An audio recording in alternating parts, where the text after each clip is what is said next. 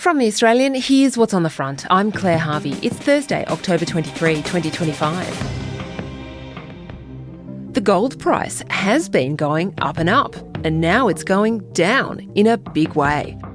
Today, markets editor David Rogers joins us to explore why gold usually falls hard and what's behind the sudden collapse in a commodity everyone was going crazy for.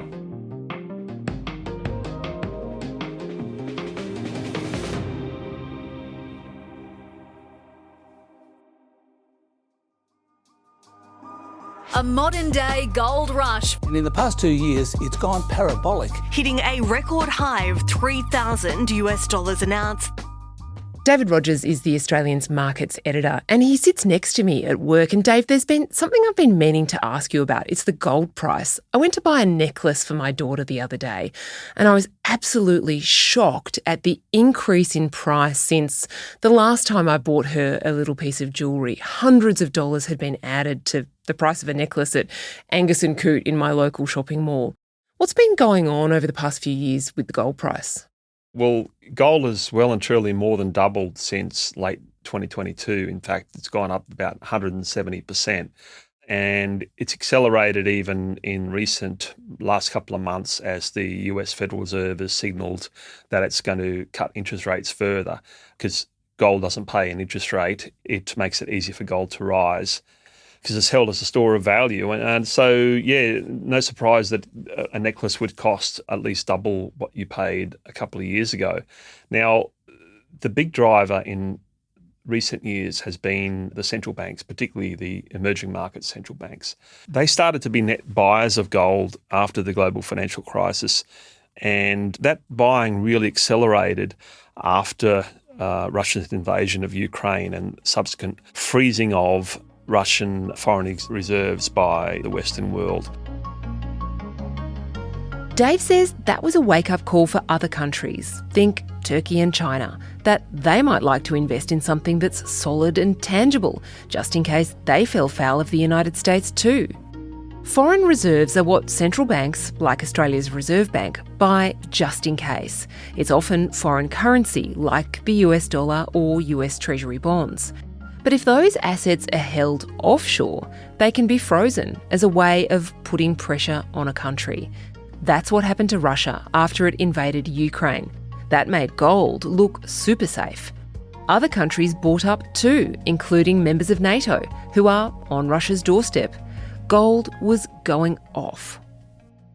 This year you've had wider investors pouring their money into gold ETFs, exchange-traded funds. Now those funds, gold ETFs, are backed by gold, so that the more investors buy, the more they need to top up on gold. Just in September alone, 26 billion Australian dollars worth of gold was bought by gold ETFs globally.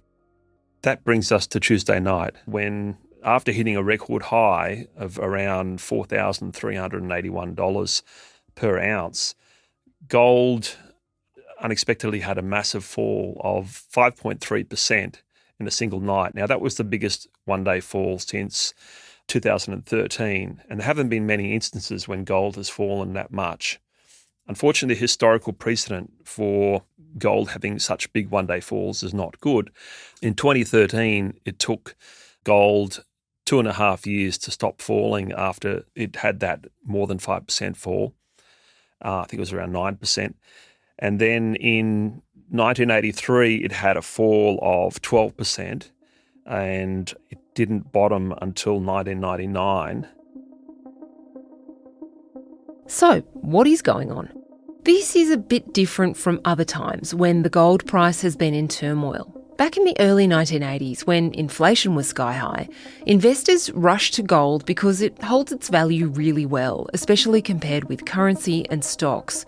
When central banks like the US Fed jacked up interest rates to try and get that inflation under control, well, suddenly investors rushed away from gold and towards investments where they could take advantage of those high interest rates, like bank deposits. That's not the case this time. Inflation isn't super high like it was in the 80s, and interest rates aren't zooming up towards 20% like they did back then.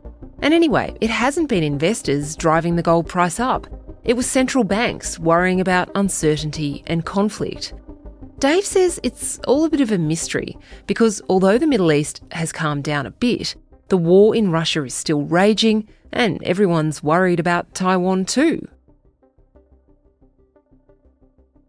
I was interested to read on the World Gold Council's website that, of course, and this makes sense, there's a finite amount of gold in the world, 200 and something thousand metric tonnes that have ever been discovered.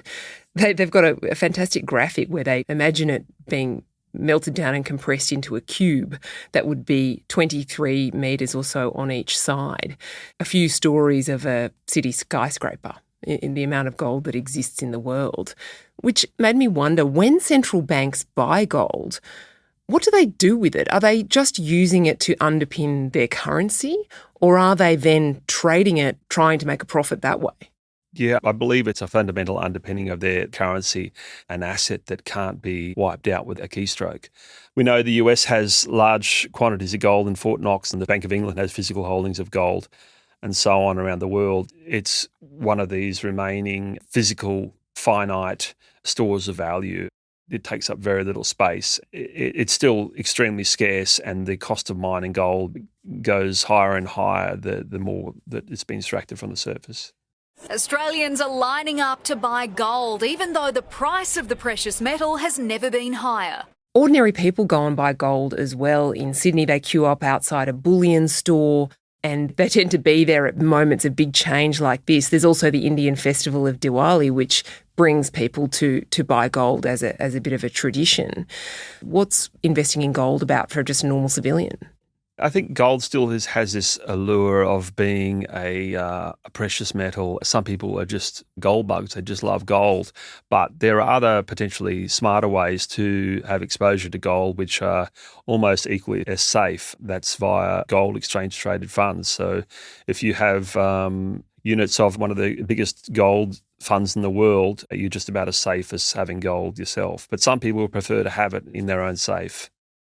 So the price is crashing. What do you think is going to happen over the next few days? Would you think that ordinary investors will panic and start selling their gold and potentially create some sort of run? I think that a further pullback of 10% from the top could fairly easily happen, so double what we saw on Tuesday in overnight trading. I think that the rebound we saw today in the Asia Pacific shows that the market is trying to hold on to an uptrend line, which has held since late August when the Federal Reserve Governor Powell shifted to a more dovish stance. But the magnitude of the fall we saw will definitely unsettle a lot of investors, and you're probably going to see some selling around 4,200, or if it breaks that, 4,400 near the recent highs, simply because of that speculative element that you talk about when you talk about the number of people queuing up outside places like ABC Bullion in Martin Place. It does show you a sign of the speculative element, and even the fact that we're talking about it and it's on the front page does show that there's a substantial speculative element, as well as the more fundamental buying from central banks. Coming up, back to the jewellery. What does it mean for consumers?